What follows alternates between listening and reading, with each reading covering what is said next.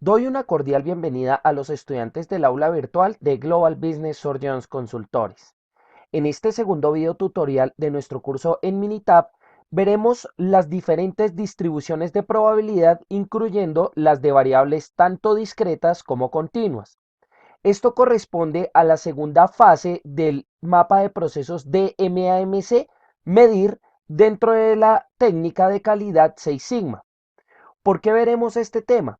Porque después de tomar las estadísticas descriptivas respectivas, se hace necesario determinar cuál es la distribución de probabilidad que mejor se acomoda al muestreo de datos para empezar a tomar rendimiento de PMO y nivel sigma. Adelante con nuestra experiencia de conocimiento.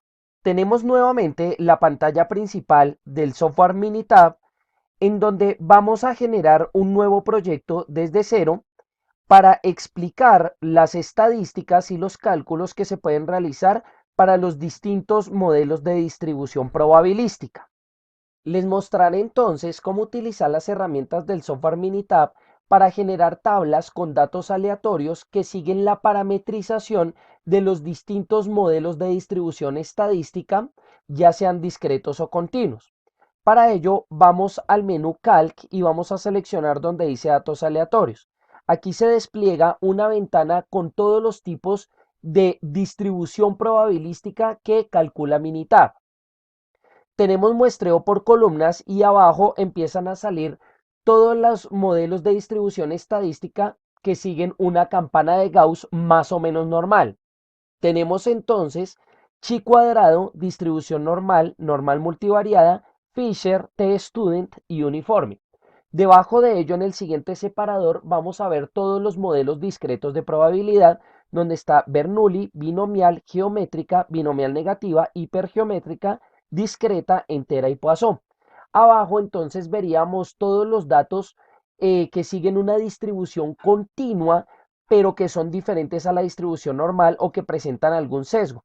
Entonces está la beta, la Cauchy, la exponencial, gamma, Laplace, valor extremo por máximos, logística, log normal, valor extremo más pequeño, triangular y Weibull. Para empezar, podemos hacer una tabla con datos aleatorios para una variable discreta que se comporte de manera binomial. Entonces vamos a seleccionar aquí, clic en binomial. Nos aparece esta ventana donde deberemos ingresar los siguientes argumentos. Donde dice el número de filas de datos que se generarán, es el número de datos aleatorios o valor de n que queremos generar. Entonces vamos a decir que 300. Quiere decir que van a aparecer 300 observaciones. Donde dice almacenar en columnas, vamos a decir que nos salga en la columna 1 la información resultante. Supongamos un caso. Supongamos una empresa que se encarga de la manufactura de zapatos. El lote total va a ser de 300 zapatos, pero se va a hacer un muestreo aleatorio de 35 de ellos. Se encuentra también que la probabilidad de ocurrencia de que uno de ellos salga defectuoso es de el 10%. Entonces le damos a aceptar y de esta manera se nos va a generar un comportamiento aleatorio en la columna 1 donde va a aparecer la cantidad de defectos acorde a los parámetros que acabamos de realizar. Lo siguiente entonces es hallar la probabilidad de ocurrencia de cada uno de estos eventos. Para ello nuevamente vamos a Calc, pero en esta ocasión vamos a ir a distribuciones de probabilidad. En este caso, como es obvio, vamos a seleccionar binomial. Ahora lo que queremos determinar es la probabilidad de ocurrencia de estos eventos.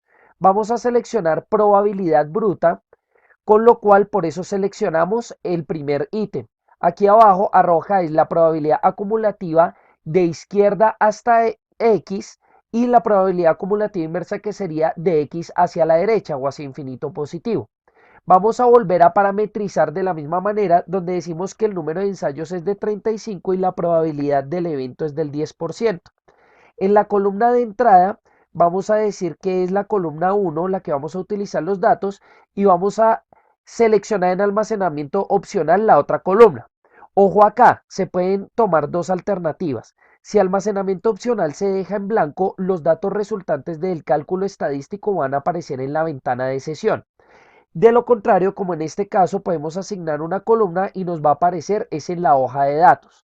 Le damos a aceptar y aquí aparecería la probabilidad bruta de ocurrencia de cada uno de estos eventos. Por ejemplo, podríamos decir que la probabilidad de que en esa muestra aleatoria de 35 pares de zapatos, 5 de ellos sean defectuosos, es de el 13,76%.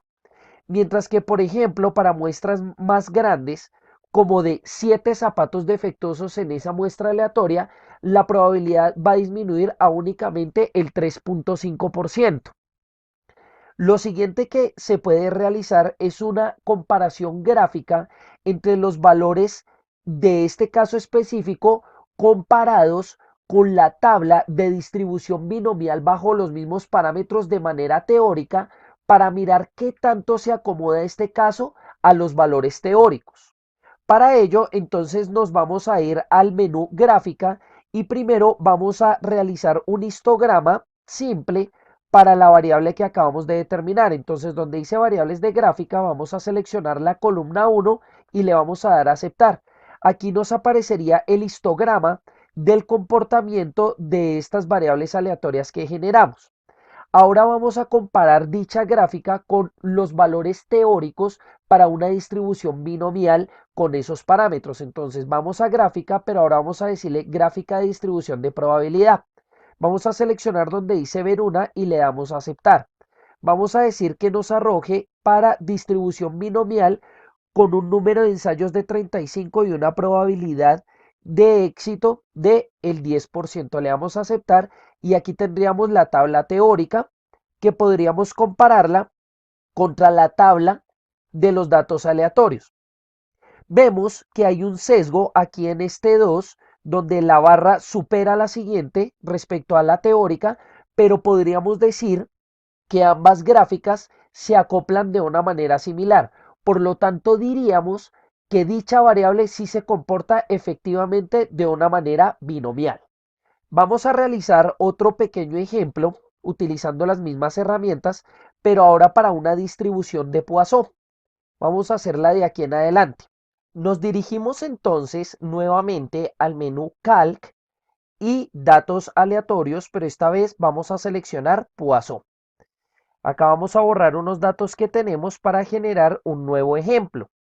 Queremos ahora generar 100 datos aleatorios que vamos a almacenar en la columna 3, en donde vamos a especificar el siguiente ejemplo. Recuerden que la variable de Poisson es una variable de baja probabilidad de ocurrencia que se mueve a lo largo de una unidad de medida, la cual puede ser tiempo, distancias, volúmenes, etc. Supongamos que se están haciendo una excavación de 100 metros para un túnel en el cual la media de la aparición de defectos en las máquinas por cada metro de excavación es de 1,5, supongamos. Entonces ahí le damos a aceptar. Acá le puse punto y es con coma, ojo con eso. Y me va a aparecer la cantidad de defectos según una distribución de Poisson que sigue los parámetros del caso que acabamos de citar. Repetimos entonces lo mismo que hicimos con el caso de la binomial. Vamos entonces ahora a determinar la probabilidad de ocurrencia de cada uno de esos eventos. Vamos a distribuciones de probabilidad, esta vez seleccionamos Poisson, vamos a seleccionar probabilidad bruta para una media de 1,5, donde la columna de entrada va a ser la columna 3, la seleccionamos y esta vez almacenamiento opcional lo voy a dejar en blanco para que ustedes vean cómo aparece en la ventana de sesión. Le damos a aceptar y efectivamente los cálculos ahora aparecen en la ventana de sesión y no en la hoja de datos. Ahora lo siguiente es realizar la comparación entre la gráfica real de estos datos aleatorios que se especificaron en la tabla con la Poisson teórica. Entonces volvemos a repetir el mismo proceso. Nos vamos a gráfica, vamos a generar un histograma simple, le damos a aceptar para la columna 3 y le vamos a dar a aceptar, con lo cual tendríamos el histograma de este Poisson. Voy a ir borrando estas tablas que habíamos generado anteriormente, puesto que nos podemos confundir. Ahora en la gráfica vamos a generar la teórica de Poisson, le damos a aceptar acá y vamos a decir que no lo arroje como una distribución Poisson acá para una media de 1.5 y vamos a hacer la comparación gráfica entre la teórica y la del caso que teníamos. Si nos damos cuenta, aunque hay algunos datos que están un poco sesgados de lo que sería la distribución Poisson para una media de 1.5 a nivel teórico, diríamos que las dos gráficas nuevamente se acoplan de una manera similar, por lo tanto, verificando que esta variable efectivamente se comporta bajo una distribución de Poisson. Pasemos entonces ahora de variable discreta a variable continua para mirar todos los casos precisamente en la configuración de ejemplos que nos sirven para hallar patrones de calidad en 6 Sigma. Vamos a ir entonces nuevamente al menú Calc, datos aleatorios y ahora vamos a seleccionar normal. Vamos a decir que se arrojen 250 datos, pero esta vez lo vamos a almacenar en varias columnas, con lo cual representaría un muestreo de varias corridas. Entonces, vamos a decir que lo almacene desde la columna 1 hasta la columna 5, va a representar 5 corridas por elemento. Y vamos a decir que el ejemplo es el siguiente. Hay una empresa que almacena alimentos vivos, pongámosle verduras, y tienen que acomodarlo a unos estándares de temperatura, que no esté congelado, pero que sí tenga un nivel de refrigeración. Entonces, vamos a decir que la media es de 5 grados centígrados y que esta empresa tiene, digamos, muy buenas políticas de calidad y su desviación estándar es muy bajita. 0,023 le vamos a dar. Le damos a aceptar y efectivamente aquí estaríamos viendo la generación de la tabla de 5 corridas para todos los datos que solicitamos, con lo cual, como la desviación estándar es baja, tendería a agruparse hacia la temperatura que nosotros especificamos. En esta ocasión nos vamos a saltar el paso de cálculo de probabilidad de ocurrencia de cada uno de los elementos y vamos a proceder a graficar. Entonces nuevamente hacemos un histograma simple. Esta vez vamos a decir que es para las variables C1 a C5. Las vamos a seleccionar todas y le vamos a dar a aceptar. Aquí aparece el histograma de cada uno de las corridas para los distintos elementos, con lo cual podríamos compararla con una gráfica de distribución de probabilidad normal. Entonces acá vamos a buscar distribución normal, acá, con los mismos parámetros, media 5 y desviación estándar 0,023. Le damos a aceptar. Aquí nos arrojaría el histograma de esta manera porque es normal y diríamos que efectivamente esta variable se comporta de manera normal. Voy a ir cerrando entonces todas estas gráficas porque ahora vamos a hacer un proceso adicional. Resulta que a veces hay variables que son continuas, pero puede que no se comporten de manera normal siendo continuas. Para ello, entonces, habría que hacer un análisis específico para determinar cuál modelo de distribución estadística de manera continua se ajustaría mejor para el cálculo. Quiere decir el que menos margen de error arroje para los cálculos de la media de la desviación estándar, etcétera, etcétera. Entonces, vamos a hacer un ejemplo que nos sirva para estimar este factor que les estoy nombrando. Vamos entonces a generar de manera experimental una distribución de tipo exponencial en donde vamos a generar 300 filas y vamos a almacenarla en la columna 1 con un promedio de 1.3 y le vamos a dar a aceptar. Entonces aquí tendríamos estos datos. La idea es que se supone que el investigador toma estos datos a través de un muestreo y todavía no sabe bajo qué modelo de distribución estadística de tipo continua se comporta. Acá pues nosotros hicimos la generación de datos aleatorios bajo un modelo exponencial, pero la idea es que supongamos que no se conoce y este investigador quiere determinar cuál modelo es el que mejor se adapta a este muestreo que hizo. Entonces, para ello, nos podemos dirigir al menú Estadísticas y vamos a utilizar confiabilidad supervivencia. Vamos aquí donde dice análisis de distribución censura por la derecha y vamos a darle gráfica ID de distribución. Entonces vamos a tomar la variable C1 y vamos a darle seleccionar. La idea es que, como vemos aquí en las opciones, vamos a utilizar el método de estimación de máxima verosimilitud o la que arroje menor error estándar. Entonces, vamos a especificar 4 distribuciones. Vamos a mirar esto si se acomoda bajo Weibull, log normal, exponencial o normal. Le damos aquí aceptar y nos aparece esta ventana. La idea es que hay que encontrar la gráfica que mejor agrupe la dispersión de puntos de este muestreo.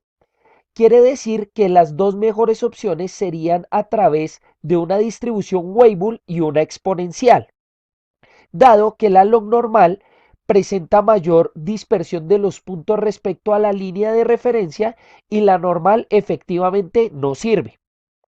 Acá tenemos un cuadro donde aparece el método de ajuste Anderson-Darling, donde aparece para las 4 distribuciones los respectivos valores. La idea es encontrar el que menor valor arroje.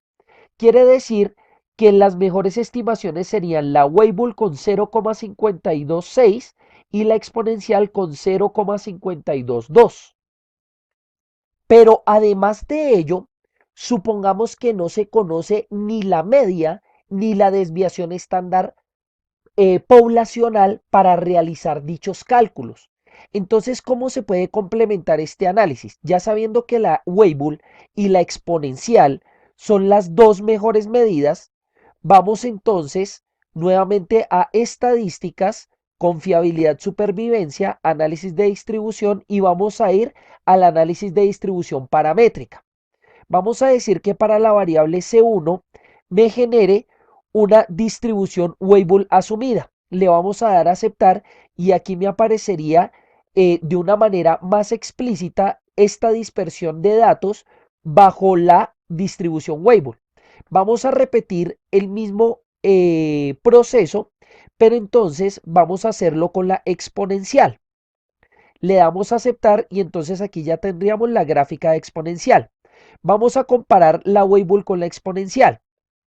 Teníamos entonces que el ajuste para la Weibull era de 0,526 y para la exponencial de 0,522, con lo que dijimos que a un nivel de confianza del 95% es mejor aplicar la gráfica exponencial. O sea, esta distribución es la que va a acomodar de mejor manera los datos del muestreo que se hizo para la variable continua.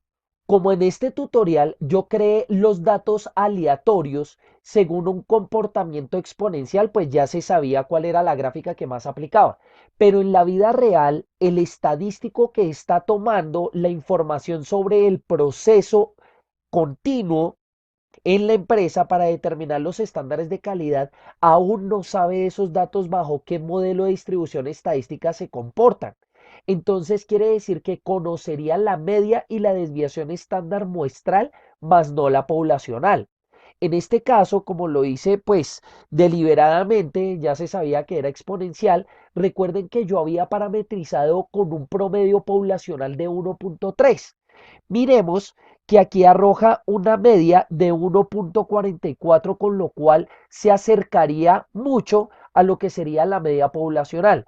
De esta manera se hallaría la fiabilidad de utilizar un método de distribución estadística exponencial para determinar los parámetros de estas variables en este ejemplo práctico.